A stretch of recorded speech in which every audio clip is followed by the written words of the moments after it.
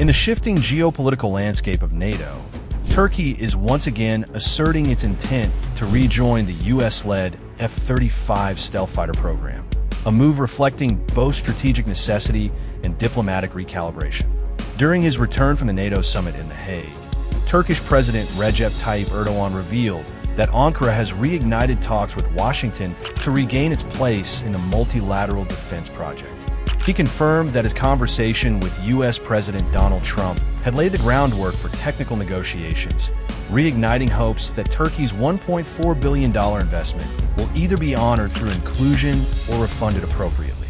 As Reuters reported, Ankara insists its removal over the S-400 purchase was politically motivated and not based on a genuine security threat, given that Turkey pledged to isolate the Russian air defense system from NATO platforms.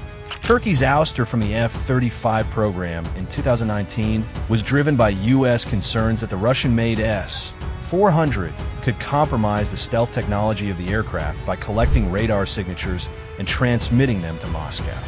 The U.S. Department of Defense stated that Turkey's decision to integrate a Russian system into a NATO country's defense matrix was incompatible with alliance security. However, Turkey has continuously maintained that it turned to the S-400 only after repeated failures to acquire the U.S. Patriot system, and that it took every measure to keep the Russian hardware separate from NATO command systems. Al Jazeera and the Washington Post have highlighted Turkey's growing frustration with what it calls Washington's selective standards in arms sales and alliances, as countries like India also acquire the S-400 without being expelled from U.S. defense frameworks. Erdoğan's latest statement that "we have not given up on the F-35s" underscores Ankara's broader vision of defense independence and global leverage.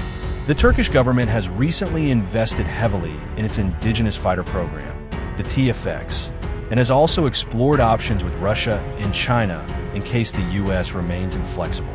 Nonetheless, the interoperability, logistical support, and global prestige tied to the F-35 remain unmatched, prompting Turkey to keep the door open.